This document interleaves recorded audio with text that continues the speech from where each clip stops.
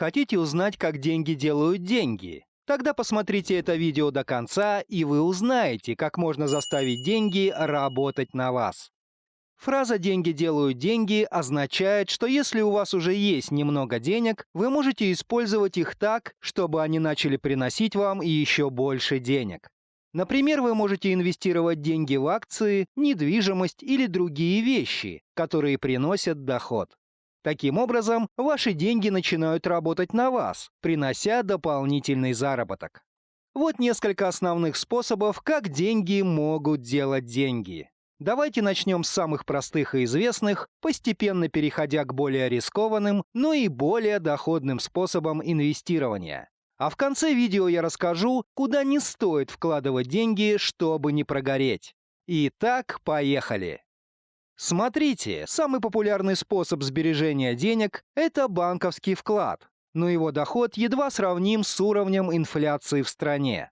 Так что если вы будете вкладывать деньги в банк и держать их там из года в год, то в лучшем случае просто не потеряете их, а о более-менее ощутимом заработке здесь не идет и речи. Вклады имеют ряд как преимуществ, так и недостатков. Например, к плюсам можно отнести то, что это один из самых надежных, доступных и предсказуемых инструментов для сохранения и приумножения денег. Средства во многих крупных банках защищены системой государственного страхования, а еще вы заранее точно знаете, сколько заработаете.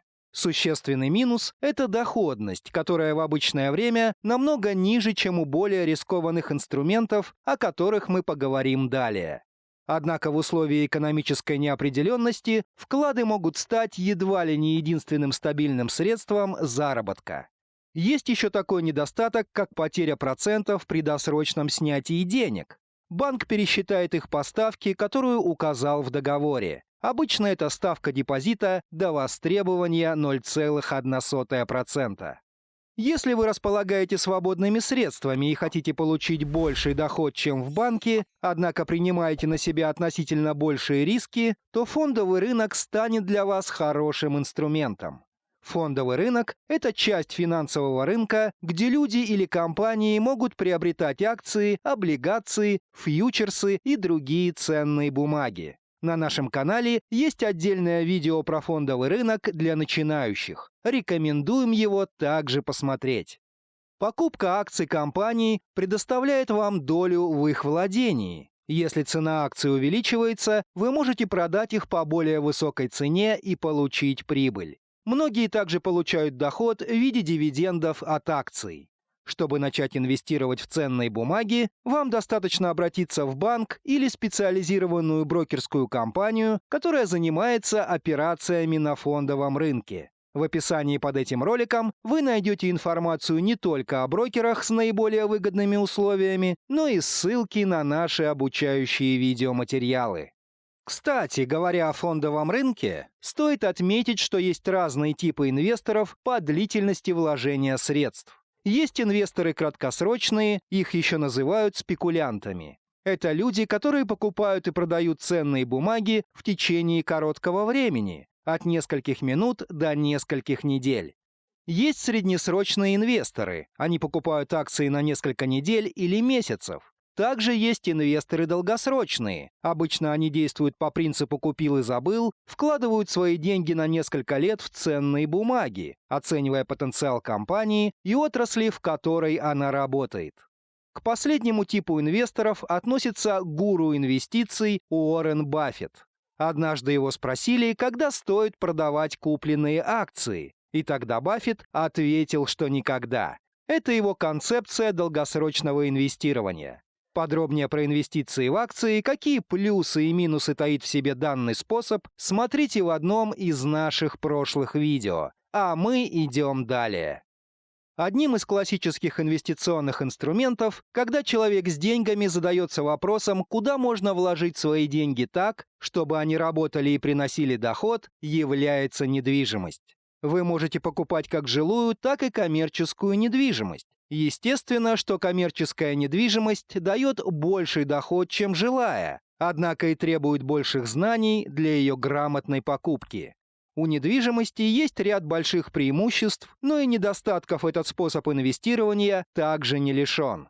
Плюсы очевидны. Во-первых, можно сдать недвижимость в аренду и получать пассивный доход. А если понадобится кэш, то продать объект недвижимости и заработать на разнице между ценой покупки и продажи. Во-вторых, это надежный способ сохранить деньги. Недвижимость в большинстве случаев защищает деньги от инфляции. И в-третьих, за счет того, что недвижимость является материальным осязаемым активом, ее можно использовать для собственных коммерческих или некоммерческих нужд. Например, в помещении можно открыть бизнес, в жилой недвижимости можно жить. А теперь пару слов о минусах. Первый – высокий порог входа. Второй – низкая ликвидность, то есть нельзя быстро продать без существенной потери рыночной стоимости. И третий – любое имущество подвержено механическим повреждениям, например, порча арендаторами, стихийные бедствия, форс-мажоры и так далее. Друзья, есть и другие проверенные способы, как приумножить деньги, как заставить их работать на себя. Об этом мы еще подробно поговорим в следующих видео. Поэтому не забудьте подписаться на канал. Сейчас коротко о том, куда не стоит вкладывать деньги, чтобы не прогореть. А в конце ролика я скажу, куда лучше всего вложить свои первые деньги. Итак, не стоит вкладывать деньги в заведомо проигрышные предприятия, такие как финансовые пирамиды, казино, незаконные и морально неприемлемые проекты. К ним можно отнести криминальные виды бизнеса. Торговля наркотиками, оружием, контрафактным товаром, организация борделей, подставных фирм, отмывающих деньги, а также мошеннические схемы в сфере недвижимости.